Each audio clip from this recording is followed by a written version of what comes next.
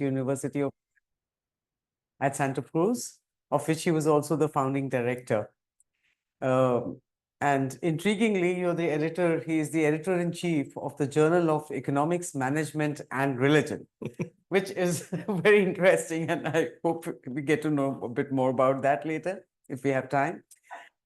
He has held the Sarabjit Singh Arora Chair of Sikh and Punjabi Studies at UCSC for a decade, from 2010 to 2020.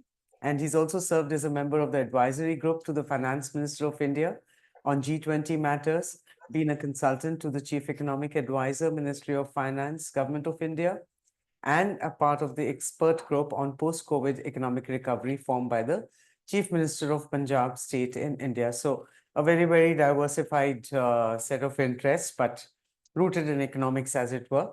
At the UCSC, he has also previously directed the South Asian Studies Initiative and served as director of the Santa Cruz Center for International Economics, co-director of the Center for Global International and Religious Studies, and special advisor to the Chancellor. In the 90s, he organized one of the first major US conferences on Indian economic reforms. He, as part of his academic trajectory, he received his PhD from UCB and his BSc and MSc from the LSE, where he was awarded the Allen Young Prize, Garner Prize, and the Eli Devons Prize. And his most recent book has been on the other 1%, Indians in America. So welcome, Nirvikar, and we look forward to your presentation. At the CSEP, we are especially interested in anything green and climate, and as you'll discover, we have a wide range of work that is going on over here. So over to you. Thank you. So I'll step to the podium. Oops. And you just take the remote with you so that. Okay. Oh, this is this is the pointer for the screen. Thank you. But if you find any difficulty, just feel free to step down here. It just might be easier sometimes. So, Renu, thank you so much for the kind introduction. As you can tell from my introduction, I'm kind of all over the place. And you know what? If you're a tenured academic, you can kind of get away with that, though it's sometimes frowned upon. There's, especially in US academia, there's a strong pressure to kind of be specialized and just keep doing the same thing. And so actually at the Center for Analytical Finance, we really wanted to focus on climate finance. My fellow co-director, Galina Hale, has been working a lot on these issues. And she joined us at UCSC from the San Francisco Fed. So I was really delighted when she agreed to be co-director. So we're actually, trying to build research collaborations, and we're having conferences where we're trying to bring researchers together. And when we had our last call for proposals, Dr. Renu Kohli responded, and we were absolutely delighted that she could present at that last conference. The report on the conference is available on our website. And and in my own research, I feel like I'm just starting to understand the subject. I'm not an expert at all on the technology aspect of the green transition, but really what interests me is the financial aspect. How are we going to find the money to make all this happen?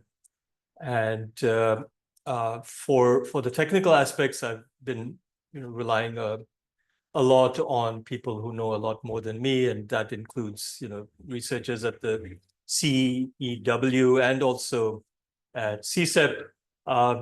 One of a major source of knowledge for me has been work done by people here at CSEP, and so I was really very delighted that Renu asked me to give me the opportunity to speak here today.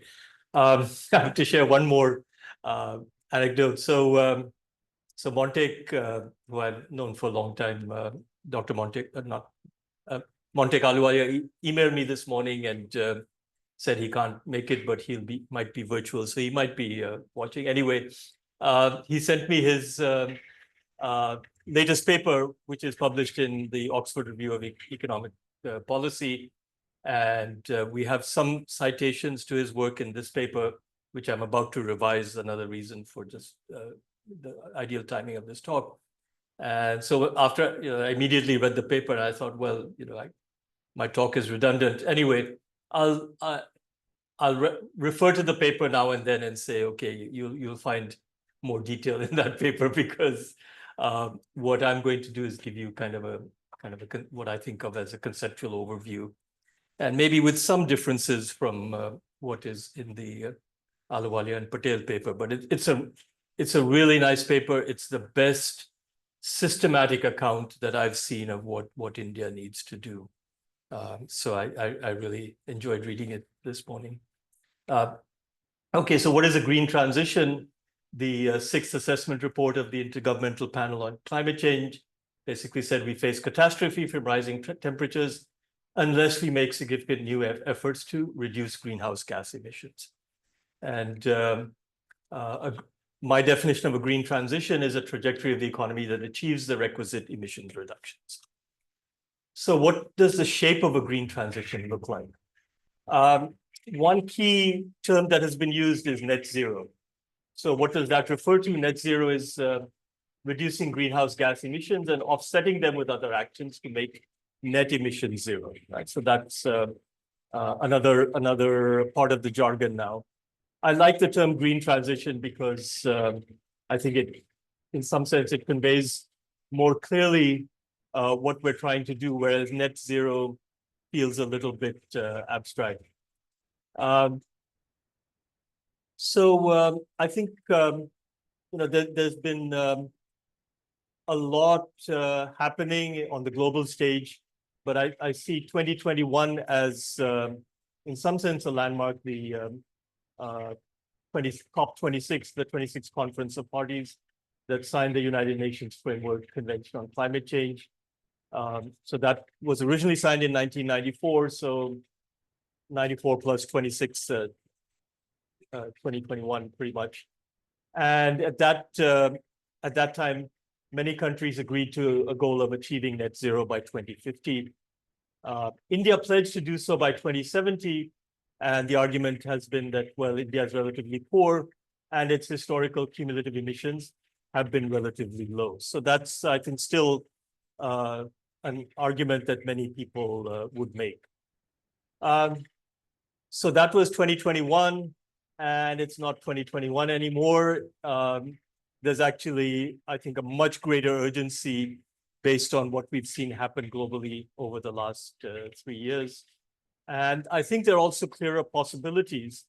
So we are at a point where not only is it becoming clear that something has to be done, but it is also becoming clearer that clear in terms of what we have to do. So one issue with using the sort of net zero target, of course, is that cumulative emissions matter. And this is just a very abstract graph. You'll find much more detailed and kind of model-based analysis of these kind of graphs in Rahul Tongia's work. So he's done some very nice work. So on the vertical axis, you have annual net emissions, and time is on the horizontal axis. So I've drawn two different reduction paths just to exaggerate the difference. And if you think about the area under those two paths, it's completely different, right? They both have the same net zero date, but very different implications. The target date also matters. So now let's hold the rate of emissions reduction, or fix it in terms of, say, a linear reduction in emissions. And you can see I've drawn two different trajectories, 2050 and 2070. And again, if you do a simple calculation, the switching the target date, net zero target date, from 2070 to 2050 actually leads to a 40% reduction in cumulative emissions. So that's pretty substantial. So I think thinking about cumulative emissions is in some ways should be the heart of it, not just the target date. So how do we get to net zero? So I have a very stripped down, simplified view of what India needs to do. First is greatly increase the role of cleaner sources of electricity generation. And secondly, electrify transportation and industrial production. So if you do these two things effectively, that is most of the way towards what India needs to do. And I know this is kind of oversimplifying, but in some sense, that's, I think, the secret of successful policymaking and implementation is really to prioritize and get the most important things done. So expanding on this, for cleaner energy, solar power will be by far the most important. I'm sorry if all of these things are obvious, but sometimes it's just good to go over everything and say, okay, this is really what we need to do. So an argument I want to make is that a 2050 target may be possible without sacrificing growth. It requires higher upfront investment, but not astronomical amounts.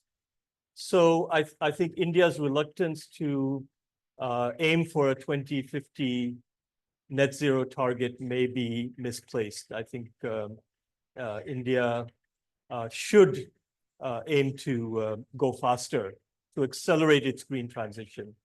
And I'm using the word should, so then I will have to justify that normative statement. So I'll say a little bit about, how one might think about welfare calculations. And there's a lot more to be done there, I think, in terms of modeling the welfare implications. But so what I've done is really just to back up the envelope. Okay, so what are the basic facts? India's per capita energy consumption is less than 40% of the world's average. We rely very heavily on coal. Oil is the most important for transportation. And biomass is the most important for residential heating and cooking. So in some ways, we're like other countries. In some ways, we're slightly different. But this is, again, just a pretty clear profile of where we are. Industry accounts for the largest share of total final consumption, followed by the residential sector and transportation. So my figures are from 22 and 23, so they will need some updating, which I will be doing shortly. And electricity accounts for just over a quarter of the total final consumption.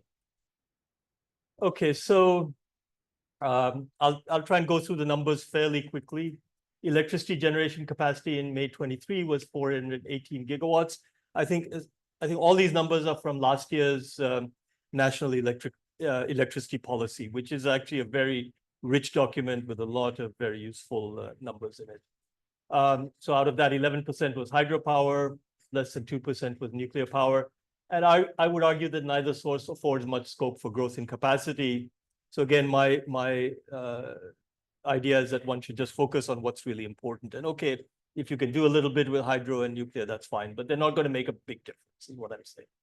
So solar and wind power capacity in 23 was just over a quarter of the total at 110 gigawatts. The short run potential for these two is 1,000 gigawatts.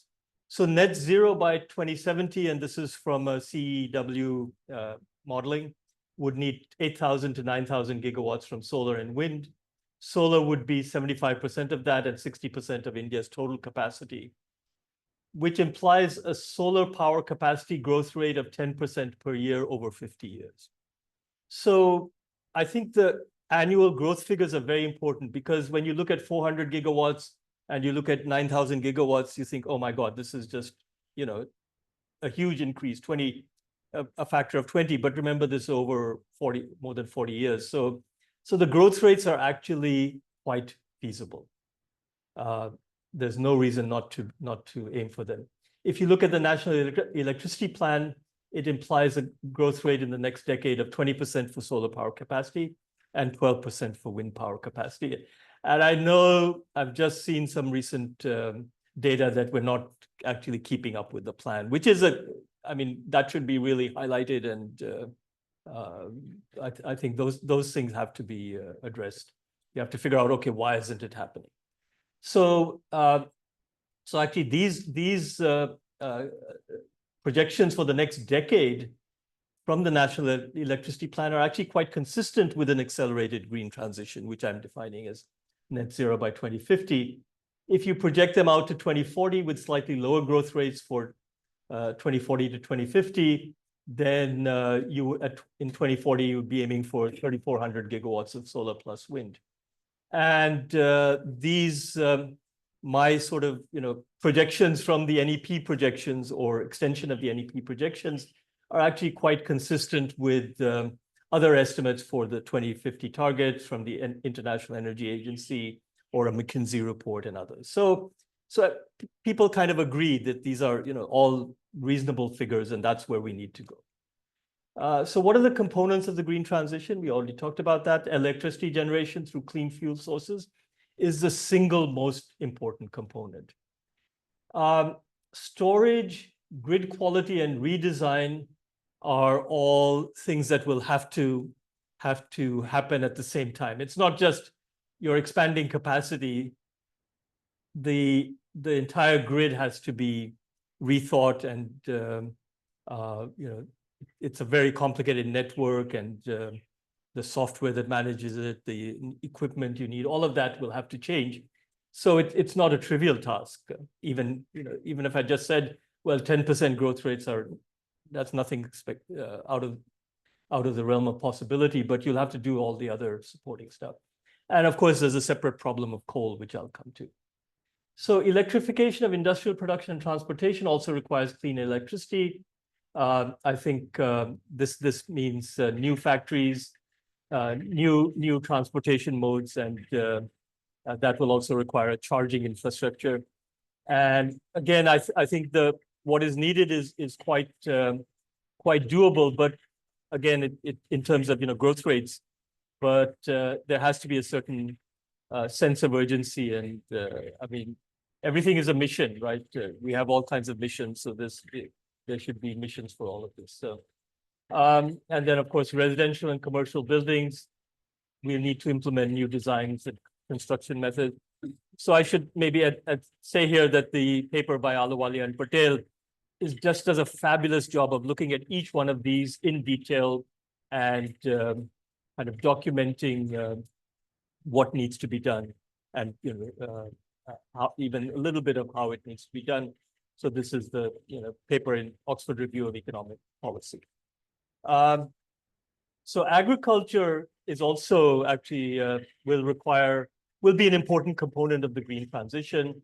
There's issues of farm animals and cropping choices and methods, water, fertilizer. And as we know, agriculture is already a very fraught sector in terms of making changes.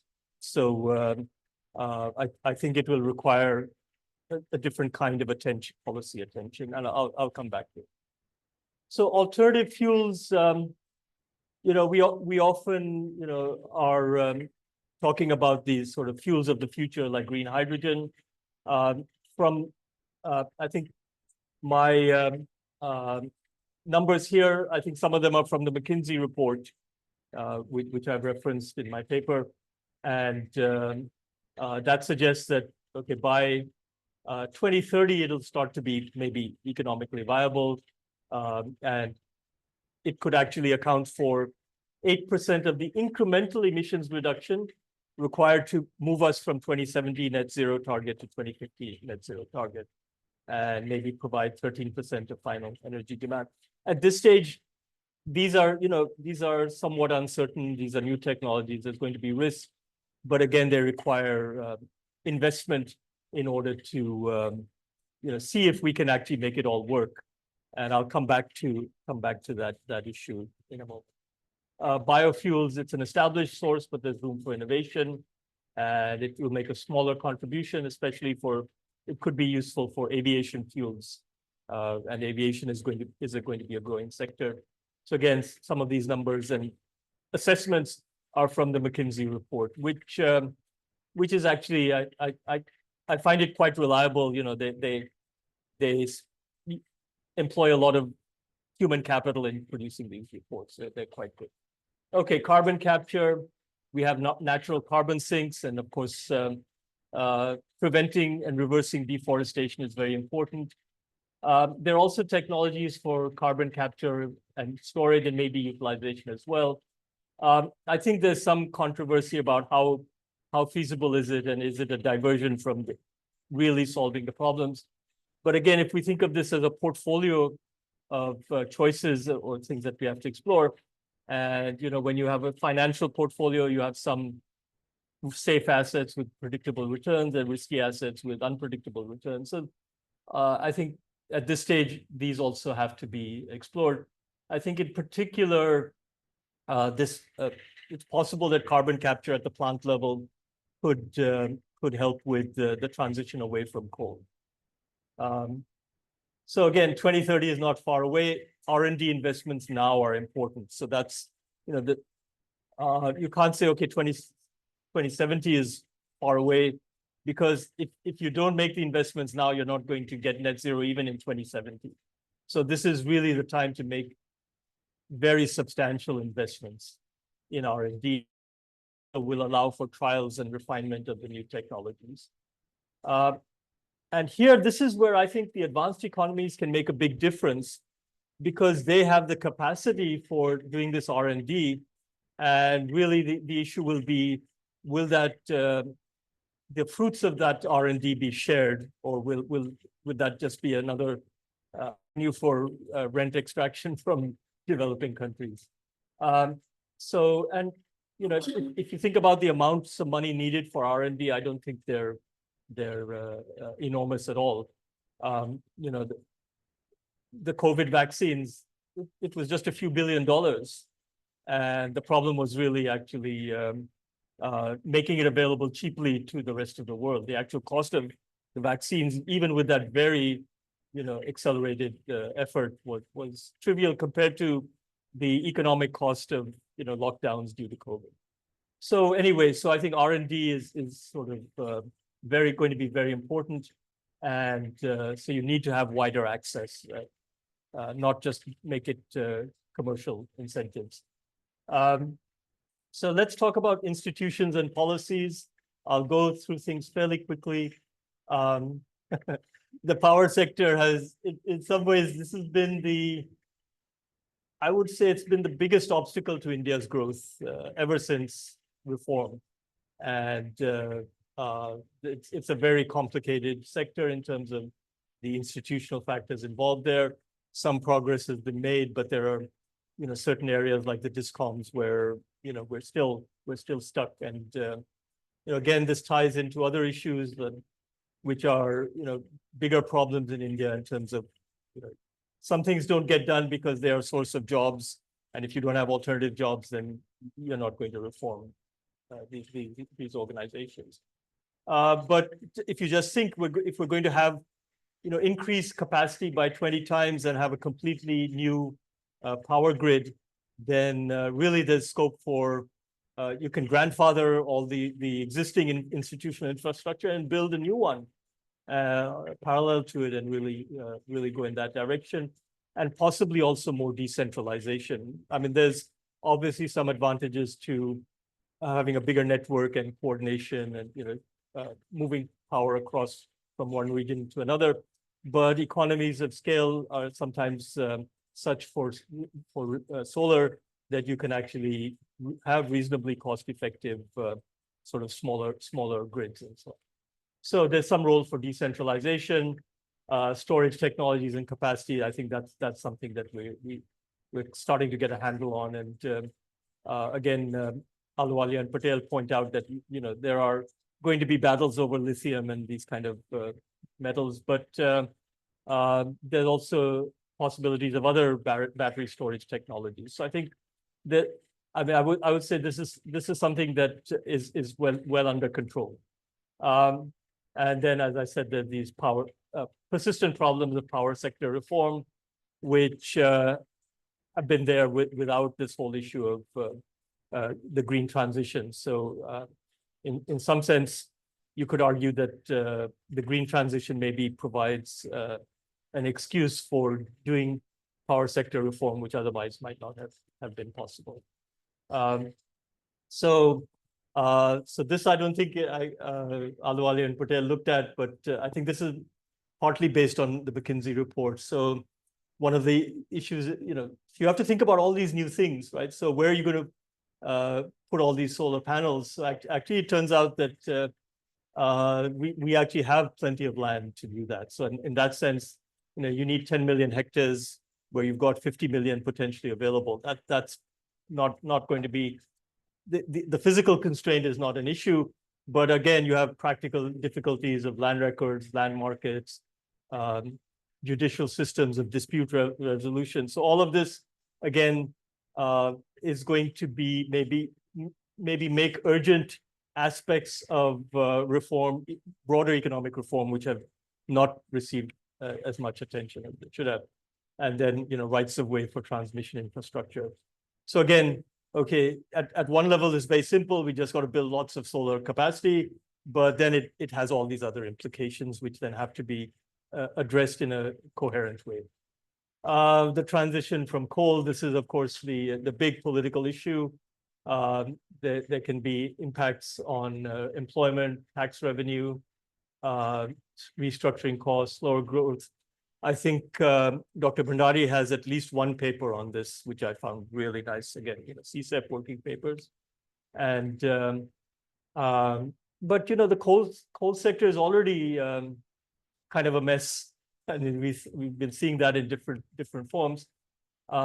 So it's not like there aren't issues already with the use of coal for generating power. One actually good thing is that the costs will be geographically concentrated, so you might be able to actually provide a feasible kind of bounded way of overcoming these or paying for these transition costs.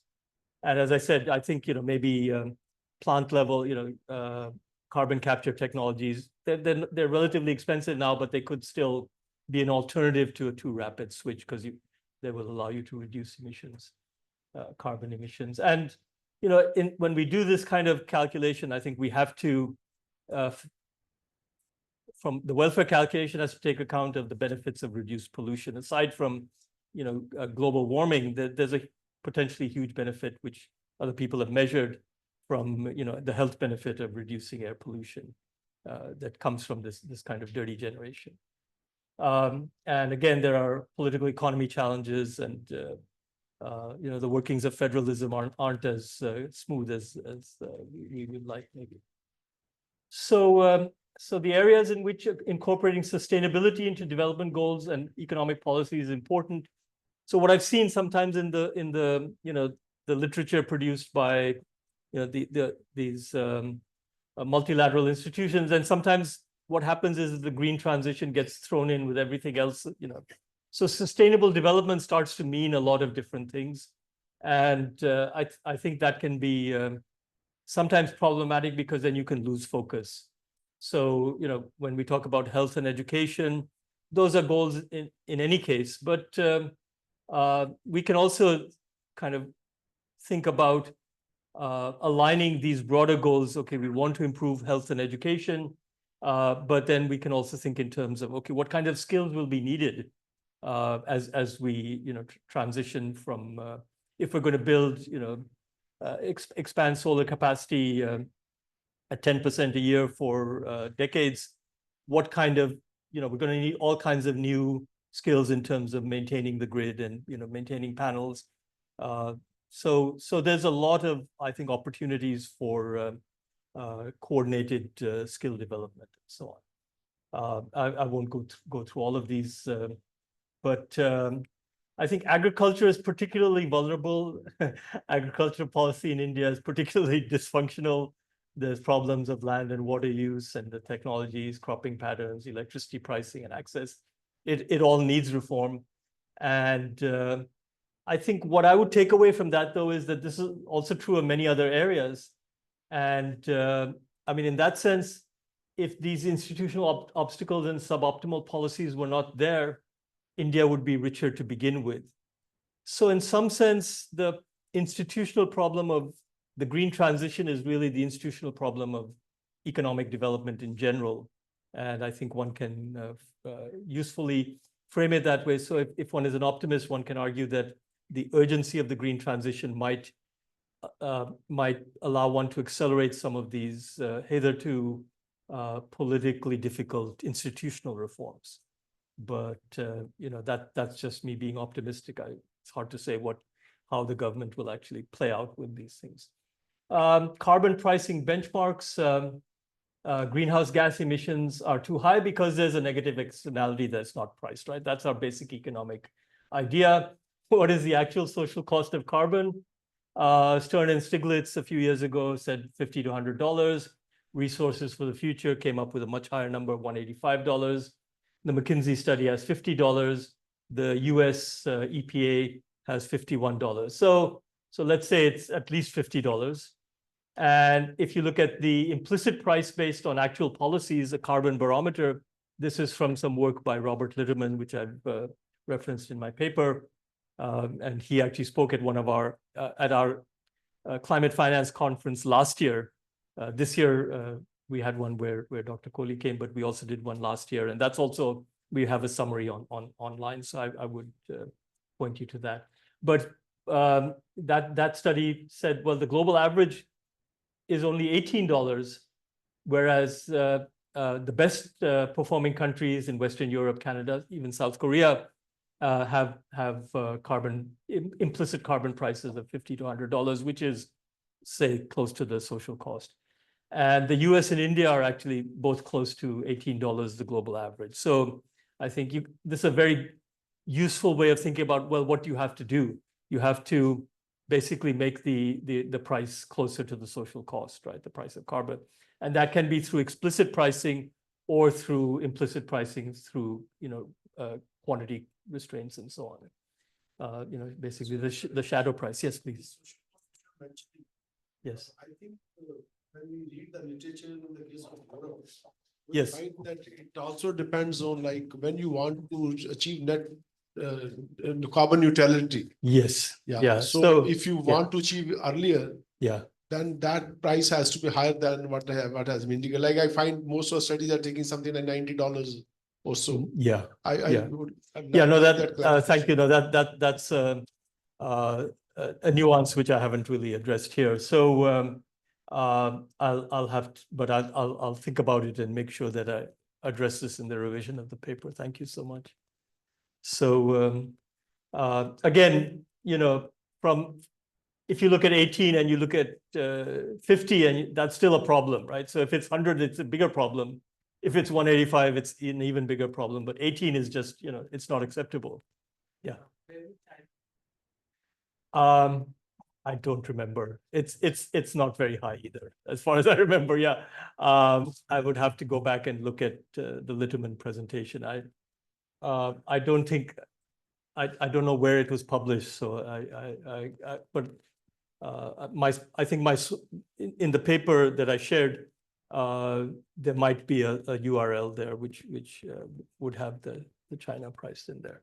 But as far as I remember, it's also in the US-India range. So the China is also not doing well at all. So you know who the bad boys are now. The price on the ETS, I know, in China, some months ago, it was $8. Wow. Yeah. ETS mechanism. Yeah. So, how do we get the social cost of carbon, to be reflected in carbon pricing? You can have carbon taxes. It's tricky because, you have a complicated set of consumption taxes and duties on fossil fuels. In fact, it's been estimated that it's the equivalent of $140 or higher for road vehicles in India. So in some sense, we are, it's not meant to be carbon pricing, it's just revenue raising, but it's doing that.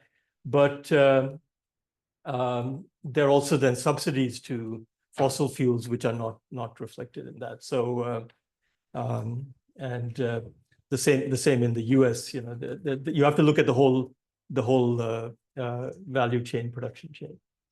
So, then you can have emissions limits supplemented by a market for permits.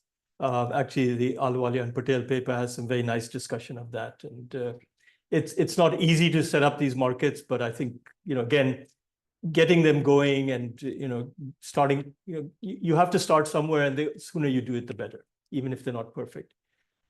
Electricity pricing, irrespective of the fuel source in India, is completely ridiculous, right? I mean, my favorite example or least favorite example is the fact that farmers in Punjab can basically use electricity for free.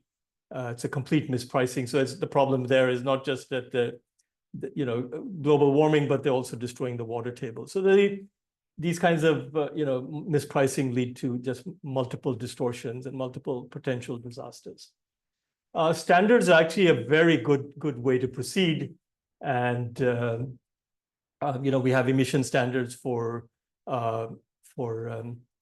internal combustion engine vehicles, and I think saying, okay, the technology has to meet these standards, or you have to use these kind of inputs, and then we also have standards for emissions. All of these things are very important. Again, my favorite simple example is you mandate you have to use LED bulbs. That's a huge electricity saving, right? And people wouldn't do it unless you say, okay, you have to do it. Similarly with appliance efficiency and so on, building standards. All of these standards are very, very important. And again, I think there's a lot of nice discussion in the latest Ahluwalia and Patel paper. I read it quickly, so I can't give you those details myself, but I know that it's a very nice paper. Okay, financing the green transition. India has about 17% of the world's population, but contributes only 7 to 8% of global emissions. We've been, good guys, not necessarily intentionally, but that's what it is. And its cumulative emissions are proportionately even lower. So is going slow until external financing is forthcoming a good strategy? We've been good, so now we can be less good. We shouldn't be forced to bear the cost. But I think waiting for external financing is going to be a losing strategy, because rich countries just do not have a record of helping poor countries in any way, whether it's for their own benefit or not.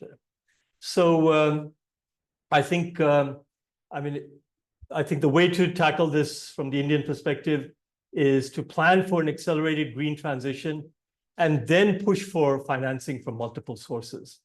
And if the US is fond of criticizing developing countries like India and China, often just because we have large populations. But if I would use the carbon barometer and say, look, you're doing as bad a job as either India or China, and why don't you get your own house in order? Of course, if depending on what happens in the US election, things could get worse in the US presidential election. Okay, so how much money do we need? There's one study which says about 82 to 135 billion a year for the next three and a half decades. This is an older study, and that's 2.7 to 4.5% of current Indian GDP. But in the long run, the annual average would be below 2%. So there's another study by Bhattacharya and co-authors, and their number is 80 billion a year, but increasing over time. And that number actually, so they do it for all EMDs. So this is my calculation based on prorating from their aggregate estimates. So what I've done sometimes, I've taken other people's numbers and then figured out what that would mean for India. So how much the National Electricity Plan actually reports that the power sector capital expenditure over the next 5 years would be $50 billion a year. And that doesn't include transmission infrastructure, land acquisition, and industrial investment. But again, these are not enormous figures. If you think about $50 billion a year in terms of the size of the Indian economy, it's actually not that much. And most of that, and this is a point I'll make again later, most of that we anyway have to spend to expand capacity. So the issue is whether doing it through solar power, if that's going to be 50 billion, how much more is that than building more coal plants? And I would argue that actually the incremental costs. So in many cases, these numbers that you see are don't I think truly reflect the incremental cost. The counterfactual is doing nothing and not growing. So, but if you're already investing for growth, then I think it changes things. So in that sense, I think India is the best placed of all countries. China is, we have to grow at 7% a year for 2 or 3 decades just to get where China is now. And so we have a lot of, investment to make, which China has already made. And if India does it through, green investment, especially since those costs have come down, it just makes a lot of sense. So the incremental cost, I would argue, is not that high. So again, as you can tell, I'm really, what I'm arguing is that an accelerated green transition for India is financially feasible, and it's not bad for growth.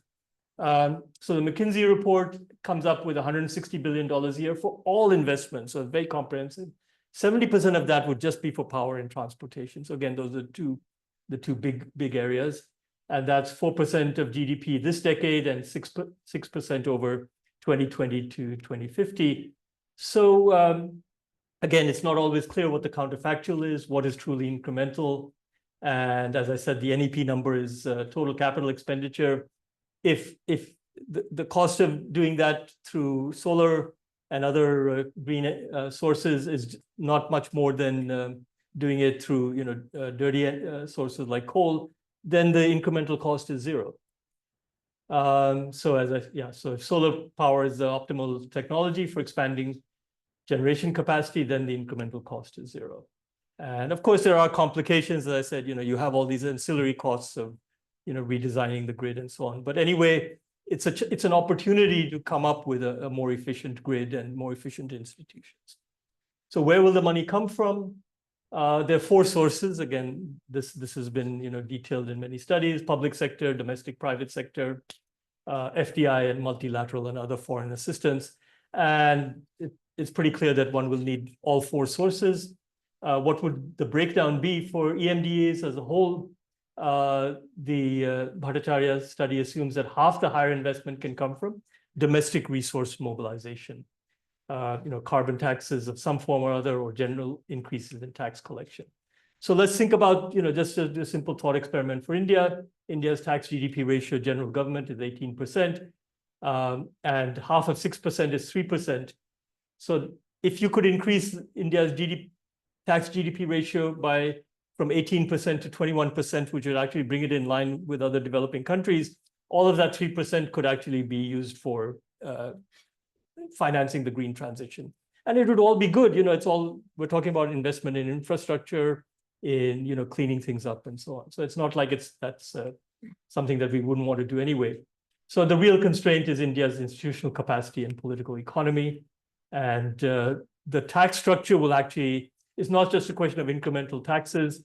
The tax structure is going to have to change quite a bit, especially the way we tax driving, petrol. Private sector finance, Bhattacharya et al. Assume that 1/3 of the higher investment can come from the private sector. So if I'm using 3%, maybe that should be 2%. So 6% per year, 1/3 of that would be 2%. But anyway, that's pretty close to India's annual FDI. I know it's been coming down recently, but you could potentially get 2% of the 2% that you need from private sector finance could come from FDI if you have the right incentives. And one challenge, which I think is very important, is that the risk environment is changing. And the insurance market, global insurance market, is changing because the costs of climate change are already showing up in disasters and so on. Also, we're no longer in a low interest rate environment, so that's another challenge. But as I said, global insurance markets are becoming more fragile. So in that sense, actually, acting now is really important, because the longer you wait, the worse the risk environment will become, and then the cost of funds will actually go up. So I think there's a strong case for getting the money now. Okay, so the McKinsey study suggests that the Indian financial sector can play a role. I guess I'm a little bit skeptical in terms of the ability of the Indian financial sector to efficiently intermediate. I mean, we've seen how poorly it does in many cases. Some economists have argued for privatization of most of the banking sector, but that'll take time. So again, there's I think some challenges here, but those are I think problems of development. India has to address these issues of financial intermediation, whether there was a green transition or not. So in some sense, one could argue that the green transition provides a focal point for government policy to say, okay, now we can't delay this anymore. Multilateral and bilateral finance. The Bhattacharya study assumes that 1/6 of the higher investment can come from multilateral and bilateral sources of finance. Concessional as well as non-concessional, that would be $27 billion a year for India. Last year, Summers and NK Singh had a G20 report which had higher numbers all around. I have to still look at that in detail and see whether I believe those numbers or not. And again, I think one of the problems is counting total expenditures when actually we should be looking at incremental expenditures. Official financing is very important because it provides backstopping and risk management. So you don't need necessarily large amounts of money. You just need them to be the lead investor, taking away some of the risk for private actors. What else matters? Again, I think technology transfer is very important. Human capital and organizational capital. These are things which don't cost a lot of money, and where relying on developed country experience and knowledge should happen much more. I'll skip this. I did an intertemporal welfare calculation. No sort of time. Yeah, so I'm just wrapping up. So India can argue that its historical record gives it slack, but an alternative case is that an accelerated green transition is optimal for India and the rest of the world. And if properly strategized, an accelerated green transition can be done without reducing future growth, only changing its nature. An accelerated transition can address criticism that net zero targets ignore transition paths. And the strategy requires relatively few areas of focus, especially electrification with clean fuels, but implementation must be rapid and effective. And some front loading of investment is required. That's, I think, really important. And I think one major case for front loading is that delay may increase the risks and the future costs. And I think a lot of the obstacles are really just the problems that India faces in developing. So, I mean, if you fix those in general, then you can actually facilitate the green transition. So these are some of the references in my paper. Thank you.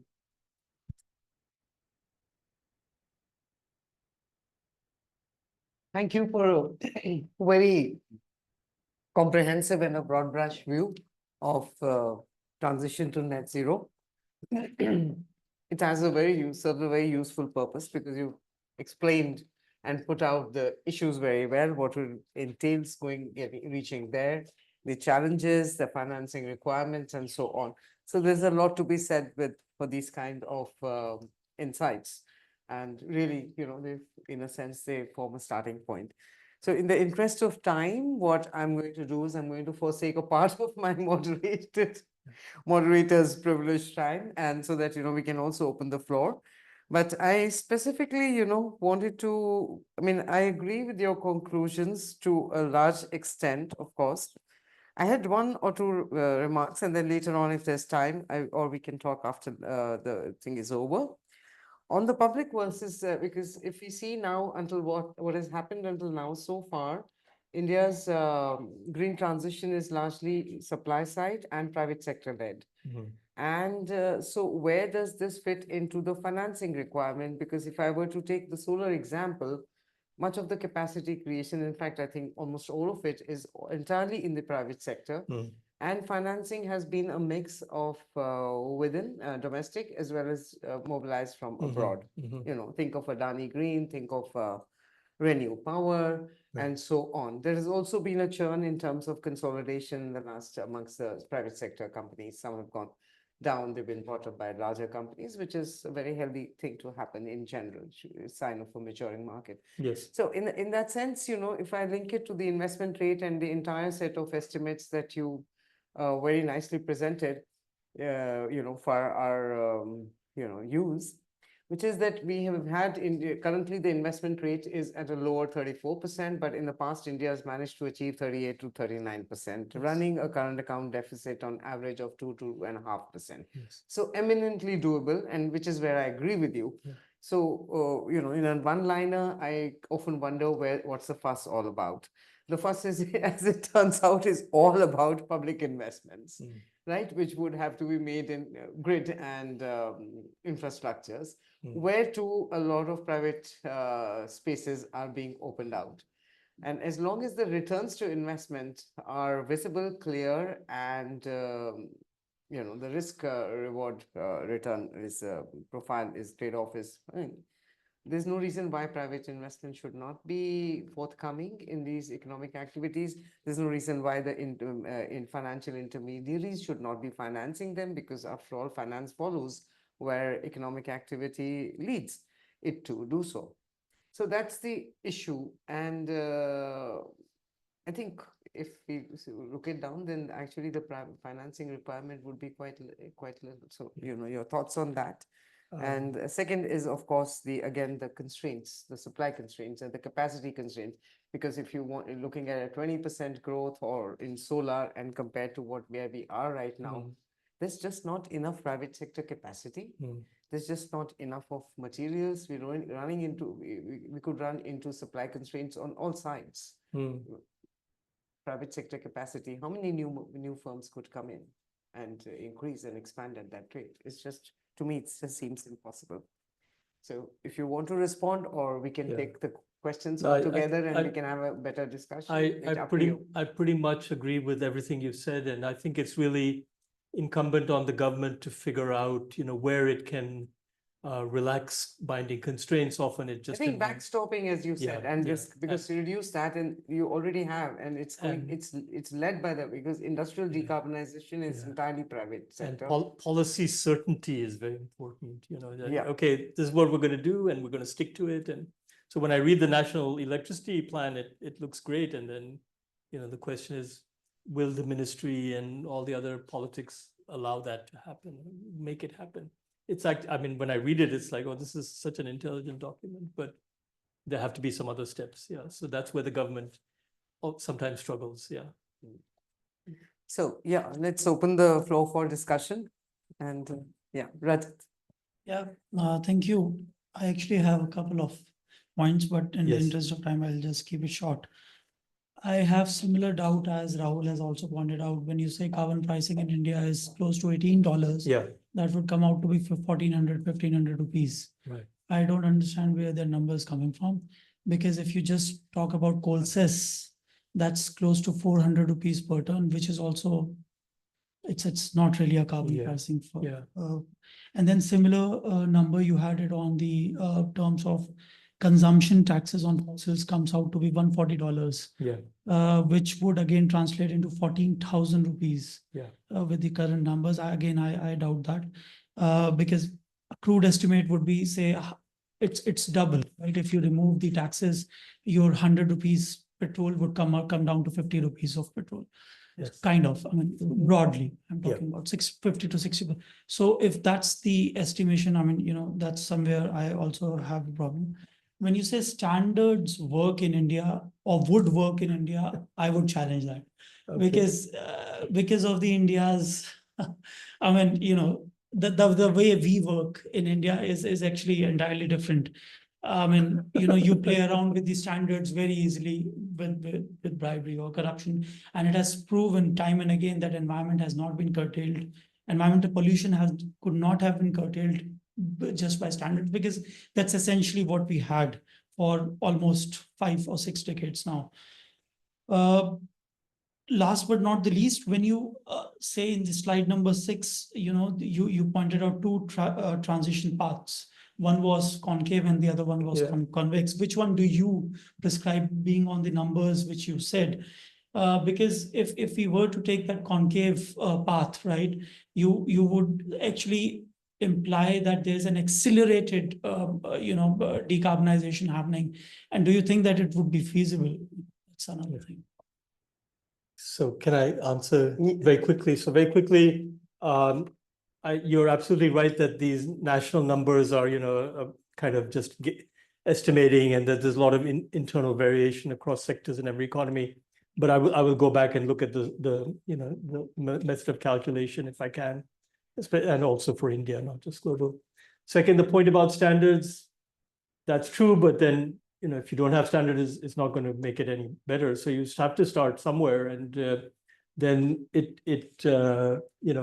when the bridges fall down, then you say, they didn't follow the standard, and at least it becomes more kind of actionable. And then the third point about concave, that was just to exaggerate. So what I would actually say, let's just assume a linear path, and then the point is that 2050 is a lot better than 2070.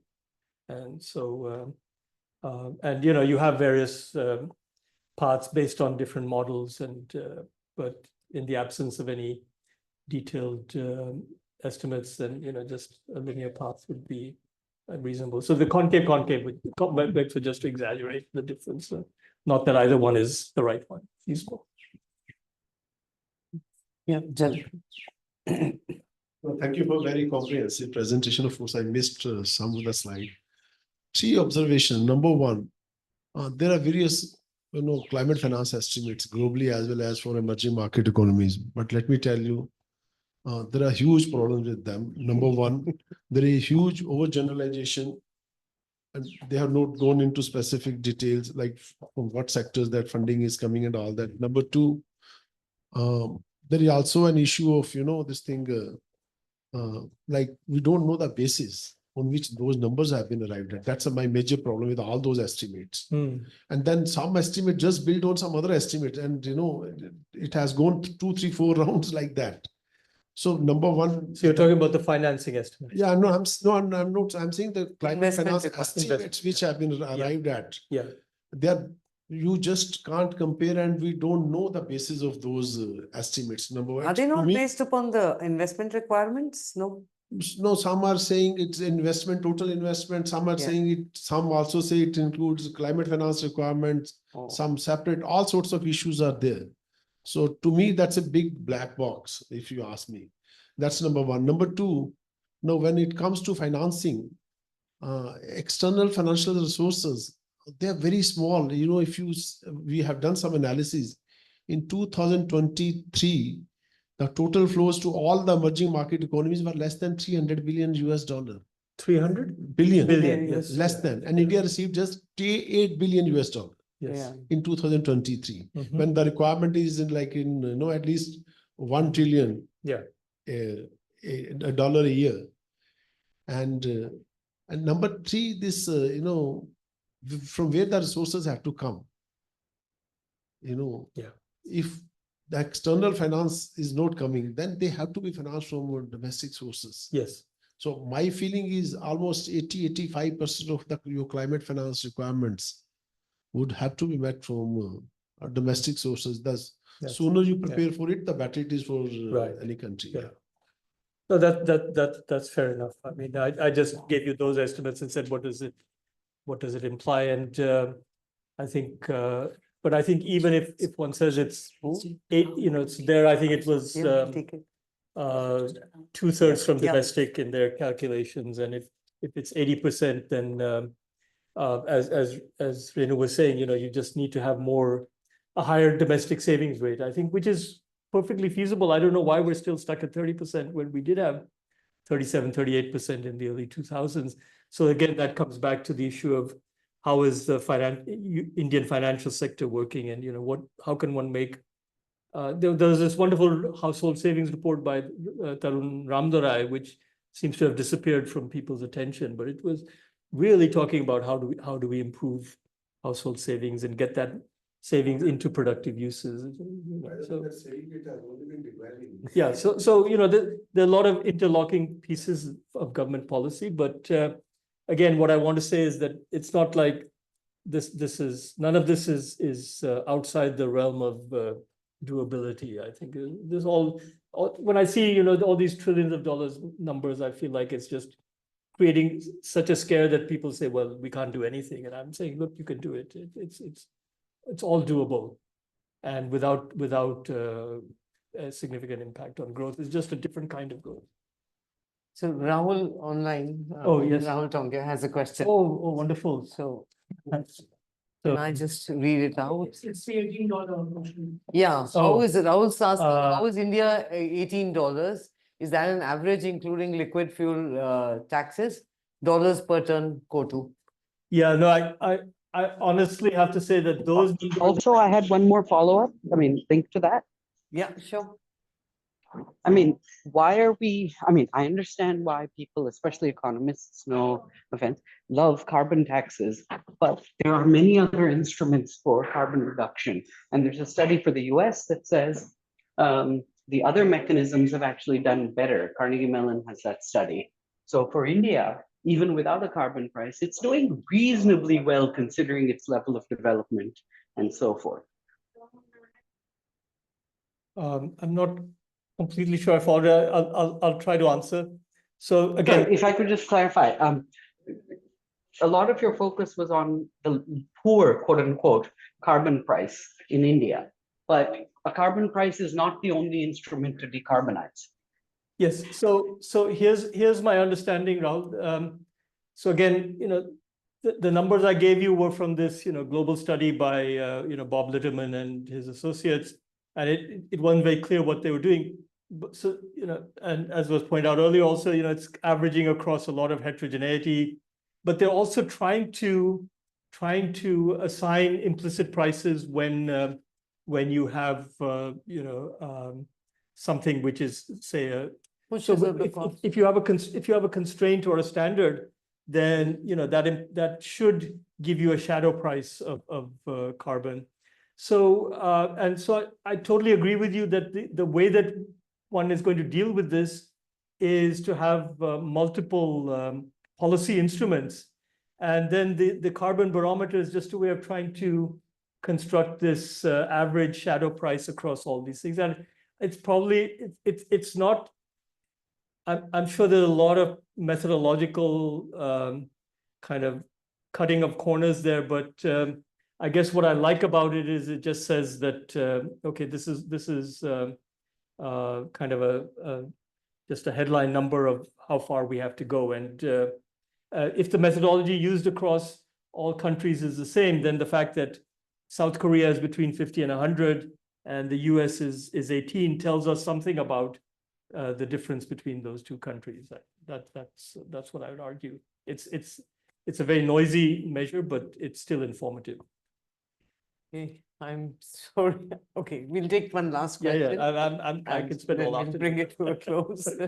I have a question on the impact of financial sector reforms. Yes. So how can reforms in India's financial sector increase the flow of say, private finance for green investments? And what role do you think our regulatory bodies have in order to adequately equip our financial institutions to support these green transitions? I mean, you need to change the way that financial institutions in India are run. I mean, public sector banks are typically not as efficient. Even private sector banks can be subject to, political influence. And so but I think specifically in the case of things like climate finance, again, there are models where, for example, we want, infrastructure projects involving sanitation. The World Bank will take the lead, and then, there'll be some incremental finance from the private sector. And then you work out, okay, make sure that, the private guys are getting a rate of return. And you need some accountability, you need transparency. So, I mean, in any organization, you need accountability and transparency. The financial sector, you need it more than anywhere else. Otherwise, it's the easiest place to steal money. So that's a general problem where I think, I mean, if I can digress, I mean, sometimes the politicians don't want to do it because they're the ones who are stealing the money. So You can cut that out of the recording.